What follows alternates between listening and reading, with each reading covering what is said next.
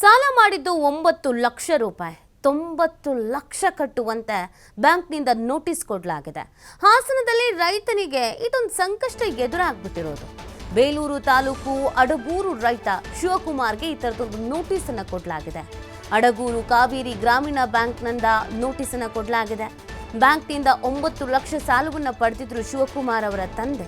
ಇತ್ತೀಚೆಗಷ್ಟೇ ಮೃತಪಟ್ಟಿದ್ದ ಶಿವಕುಮಾರ್ ಅವರ ತಂದೆ ಇದೀಗ ಮಗನಿಗೆ 90 ಲಕ್ಷ ಸಾಲ ಕಟ್ಟೋಕೆ ನೋಟಿಸ್ ಅನ್ನು ನೀಡಲಾಗಿದೆ. ಸಾಲ ಕಟ್ಟದ್ದಕ್ಕೆ ಮನೆ ಹರಾಜಿಗೆ ಬಂದಿದ್ದಾರೆ ಅಧಿಕಾರಿಗಳು. ಬ್ಯಾಂಕ್ ಮುಂದೆ ರೈತ ಸಂಘದಿಂದ ಪ್ರತಿಭಟನೆಯನ್ನ ಮಾಡಲಾಗ್ತಾ ಇದೆ. ನೋಡಿ, ಅವರ ತಂದೆ ಏನೋ 9 ಲಕ್ಷ ಸಾಲ ಮಾಡಿದ್ರಂತೆ. ಅವರ ತಂದೆ ತೀರ್ ಹೋಗಿದ್ದಾರೆ. ಈಗ 90 ಲಕ್ಷ ಕಟ್ಟಿ ಅಂತ ಕೂತಿದ್ದಾರೆ. ಕಟ್ಟಿಲ್ಲ ಅಂತ ಮನೆ ಹರಾಜಿಗೆ ಬಂದಿದ್ದಾರೆ. ಇದೀಗ ಪ್ರತಿಭಟನೆಯನ್ನ ಮಾಡಲಾಗ್ತಾ ಇದೆ. ಪಾಪ 90 ಲಕ್ಷ ಕಟ್ಟಿ ಅಂತಂದ್ರೆ ರೈತರು ಎಲ್ಲಿಂದ ಕಟ್ತಾರೆ, ಎಲ್ಲಿಂದ ತರ್ತಾರೆ?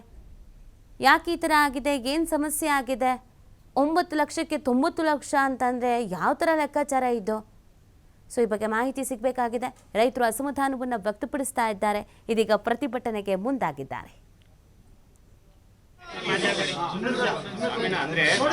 ಆಮೇಲೆ ಕೇಳೋದು ಬಿಡೋದು ಅದೆಲ್ಲ ಬೇಡ. ಒತ್ತಾಯ ಅಂತ ನೋಡಿ ಸರ್, ತಪ್ಪಾಗುತ್ತೆ, ಭಾಳ ತಪ್ಪಾಗುತ್ತೆ. ಇದು ಬ್ಯಾಂಕ್ ಹಿಂಗೆಲ್ಲ ನಡ್ಕೋಬಾರ್ದು. ನೀವು ಹೇಳಿ ನಿಮ್ಮ GM ಜೊತೆ ಒಂದೇ ಒಂದು ಫೋನಲ್ಲಿ ಒಂದು ಕನ್ವಿನ್ಸ್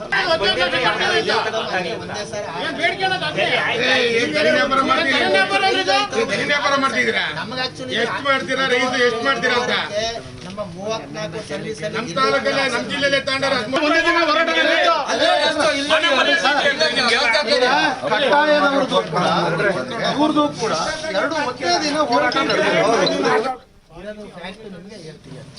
ಈಗ ಅಲ್ಲಿವರೆಗೆ April 30 old policy old bank 1/5 ಹಿಂಗಾದ್ರಿಂದ ಈ ಪಾಲಿಸಿ ಪ್ರಕಾರ ಮಾಡಬೇಕು.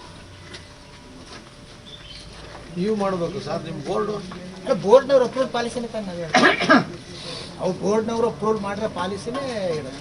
ಆಯ್ತು ಸರ್, ಆದ್ರೆ ಈಗ ಇದು ಹಿಂದೆ ಇದು OTS ಒಬ್ಬಂದ್ ಬಂದು ಒಬ್ಬಂದ್ ಮಾಡ್ಕೊಟ್ಟು ಹಳೇದಾಗೋಯ್ತಲ್ಲ ಅಲ್ಲಿ. ಅವ್ರ ಜೊತೆ ನಾವು ಬಂದಿದ್ದೀವಿ ಸರ್. ನಿಮ್ಮ ಜೊತೆ ಅವರ ಜೊತೆ ನಾವು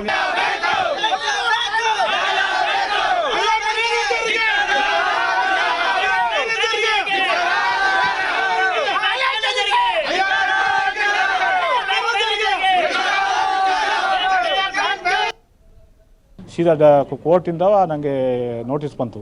ಆ ನೋಟಿಸ್ ತಗೊಂಡ್ಮೇಲೆ 63 ಲಕ್ಷ ಅದರಲ್ಲಿ ಬಂದಿದೆ. ಅದಕ್ಕೆ ನಾವು OTS ಸ್ಕೀಮಲ್ಲಿ ಮಾಡ್ಕೊಳ್ಳಿ ಸರ್ ಅಂತ ನಾನು ಜನವರಿಯಿಂದ ಕಾಡ್ತಾಯಿದ್ದೀನಿ. ಕಾಡಿರು ಅವರು OTS ಸ್ಕೀಮಿಗೆ ಬತ್ತಲೇ ಇಲ್ಲ ಅವತ್ತಿಂದವ. ಹಂಗಾಗಿ ಇವರು ಏನೇನೋ ಕುತಂತ್ರ ಓಡಿಸ್ತಾರೆ.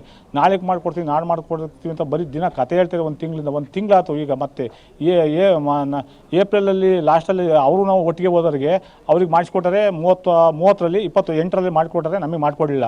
ಆಮೇಲೆ 1ನೇ ತಾರೀಕಿಂದ ನಮ್ಮದು ಪಾಲಿಸಿ ಚೇಂಜ್ ಆಯಿತು. ಬ್ಯಾಂಕ್ ಮರ್ಜ್ ಆಯಿತು. ಕಾವೇರಿ ಗ್ರಾಮೀಣ ಬ್ಯಾಂಕ್ ಇದ್ದು ಕರ್ನಾಟಕ ಕಾವೇರಿ ಬ್ಯಾಂಕ್ ಆಯಿತು. ಅದು OTS ಪಾಲಿಸಿ ಬರಲಿಂದ ಬರೀ ಡೇಟ್ ತಳಿಕೆ ಬಂದರು.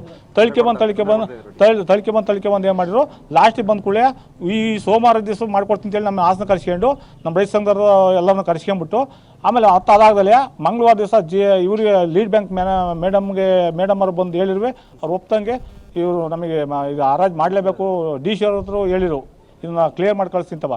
ಯಾರ ಮಾತನ್ನು ಸ್ಪಂದಿಸ್ತಲೇ ಇವರು ನಮಗೆ ತೊಂದರೆ ಕೊಡ್ತಾಯಿದ್ದಾರೆ. ಉದ್ದೇಶಪೂರ್ವಕವಾಗಿ ಇದು ಮಾಡ್ತಾರೆ. ನಾವು ನಮ್ಮದು OTS ಸ್ಕೀಮಲ್ಲಿ ನಮಗೆ ದುಡ್ಡು ಕಳ್ಸ್ಕೊಂಡು ನಮ್ಮದು 8.5 ಎಕರೆ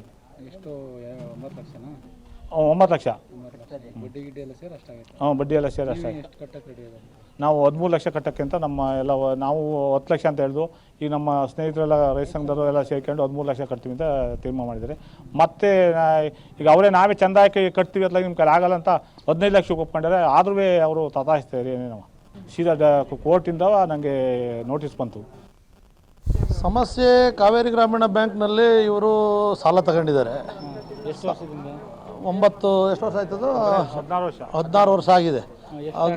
9 ಲಕ್ಷ ತಗೊಂಡಿದ್ದಾರೆ. ಆ 9 ಲಕ್ಷದಲ್ಲಿ ಮಧ್ಯದಲ್ಲಿ ಸಾಲ ಮನ್ನಾ ಯೋಜನೆಯಲ್ಲಿ 2 ಲಕ್ಷ ಹೋಗಿದೆ. ಇವರು FD ದುಡ್ಡು ಎಲ್ಲ ಸೇರಿ ಅದೊಂದು 4.75 ಲಕ್ಷ ರೂಪಾಯಿ ಇವ್ರ ದುಡ್ಡು ಆಲ್ರೆಡಿ ಅಲ್ಲಿ ಹೋಗಿದೆ. ಇನ್ನು ಉಳಿದಿರೋ ಅಂಥ ದುಡ್ಡಿಗೆ ಈಗ ಅವ್ರು 73 ಲಕ್ಷ ಕಟ್ಟಬೇಕು ಅಂತೇಳಿ ನೋಟಿಸ್ ಕೊಟ್ಟಿದ್ದಾರೆ. ಆ ನಡುವೆ ಏನಾಗಿದೆ, ಇವ್ರ ಮಗಳು ಹಾಸ್ಪಿಟಲೈಸ್ ಆಗಿ ಹಾಸನ ಇದರಲ್ಲಿ ಬೆಂಗಳೂರು ಹಾಸ್ಪಿಟಲ್ನಲ್ಲಿ ಅವ್ರ ಮಗಳು ಡೆತ್ ಆಗಿದ್ದಾಳೆ. ಹಾಗಾಗಿ ಇವರು ಬ್ಯಾಂಕ್ನವ್ರು ಕೊಟ್ಟಂಥ ನೋಟಿಸಿಗೆ ಉತ್ತರ ಕೊಡೋದಾಗಲಿ ಅಲ್ಲ ಅಥವಾ ಇವರು ಬ್ಯಾಂಕಿಗೆ ಬರೋಕ್ಕಾಗಲಿ ಅವರಿಂದ ಸಾಧ್ಯ ಆಗಿಲ್ಲ. ಹಾಗಾಗಿ ಅವರೀಗ DRT ಕೋರ್ಟಿಗೆ ಹೋಗಿ ಈಗಾಗಲೇ 28ನೇ ತಾರೀಕು ಆನ್ಲೈನಲ್ಲಿ ನಿಮ್ಮ ಜಮೀನನ್ನು ಹರಾಜು ಮಾಡ್ತೀವಿ ಅಂತೇಳಿ ಆಗಲೇ ಈಗ ಆಲ್ರೆಡಿ ನೋಟಿಸ್ ಕೊಟ್ಟಿದ್ದಾರೆ. ಆ ಕಾರಣಕ್ಕೋಸ್ಕರ ಇವತ್ತು ಕರ್ನಾಟಕ ರಾಜ್ಯ ರೈತ ಸಂಘ ಇವತ್ತು ರೈತನ ಭೂಮಿನ ಇವತ್ತು ಹರಾಜು ಮಾಡ್ತಾರೆ ಅಂತಂದರೆ ಇದೊಂದು ನಾಚಿಕೆಗೇಡಿನ ಸಂಗತಿ. ಇದು ವ್ಯವಸ್ಥೆಗೆ ಭಾಳ ಒಂದು ಇದಾಗುತ್ತೆ. ಆ ಕಾರಣಕ್ಕೋಸ್ಕರ ಇವತ್ತು ಬ್ಯಾಂಕ್ ಮುಂದೆ ಪ್ರೊಟೆಸ್ಟ್ ಮಾಡ್ತಾಯಿದ್ದೀವಿ. ಯಾವುದೇ ಕಾರಣಕ್ಕೂ ರೈತನ ಭೂಮಿನ ಹರಾಜು ಮಾಡಲಿಕ್ಕೆ ಬಿಡಲ್ಲ.